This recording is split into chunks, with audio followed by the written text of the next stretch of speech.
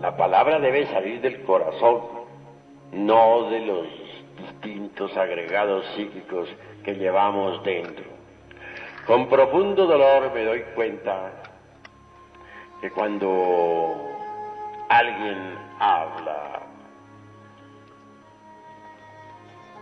la palabra sale desgraciadamente, no de las profundidades del ser, sino de entre el fondo de cualquier agregado psíquico inhumano.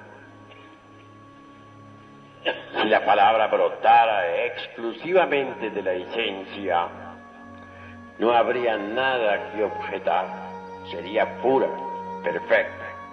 Pero las gentes tienen los agregados psíquicos muy desarrollados. Es decir, no nace la palabra de la esencia pura, no brota del ser, surge de entre cada botella, deviene de entre el fondo de algún yo, y por ello no es espontánea, no es pura, no produce un efecto creador. Por lo común la palabra entre las entrañas de tal o cual agregado psíquico, ya sea este de envidia, ya sea de ira, ya sea de amor propio, ya sea de orgullo, de egoísmo, de autosuficiencia, de autoimportancia, de engreimiento, de ambición, etcétera. Pues nunca con dolor veo que surja la palabra espontánea, brotada de las entrañas del ser, y esto es lamentable. Cuando la palabra surge de entre las profundidades del ser, está llena de plenitud y de belleza interior.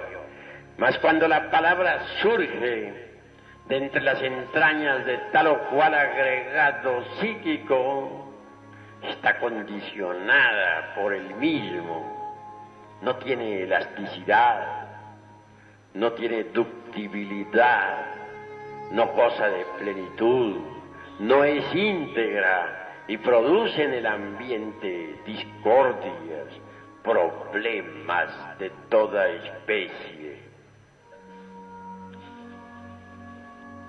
Si proseguimos con esa conducta,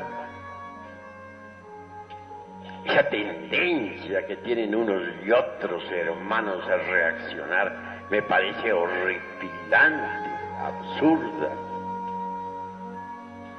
No son dueños de sus propios procesos psicológicos, y eso es gravísimo. Pero siempre reaccionamos ante los impactos del mundo exterior, y eso es muy grave.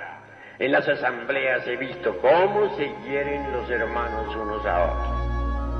Uno dice una palabra y el que se siente aludido reacciona violentamente diciendo una peor. A veces lo que dice no es demasiado grosero, se vuelve sutil, muy decente y acompañado de una sonrisa, pero en el fondo lleva el veneno espantoso de la reacción violenta. No hay amor entre los hermanos. Se han olvidado de su propio ser y solo viven en el mundo del ego, en el mundo de las reacciones. Cuando uno se olvida de su propio ser, reacciona violentamente. Si uno se olvida de su propio ser en presencia de una botella de vino, resulta borracho. Si uno se olvida de su propio ser en presencia de una persona del sexo opuesto, resulta fornicando. Si uno se olvida de su propio ser interior profundo en presencia de un insultador, resulta insultando. Lo más grave en la vida es olvidarse de sí mismo. Así que es necesario transformar las impresiones, y eso solamente es posible interponiendo entre las diversas vibraciones del mundo exterior y la mente, la propia conciencia. Cuando uno interpone entre las impresiones y la mente eso que se llama conciencia, es obvio que las impresiones se transforman en fuerzas y poderes de orden superior, que debemos transformar las impresiones mediante la conciencia. Es muy fácil interponer la conciencia entre la mente y las impresiones, entre las impresiones y la mente. Para recibir las impresiones con la conciencia y no con la mente, solo se necesita no olvidarnos de sí mismos en un instante dado.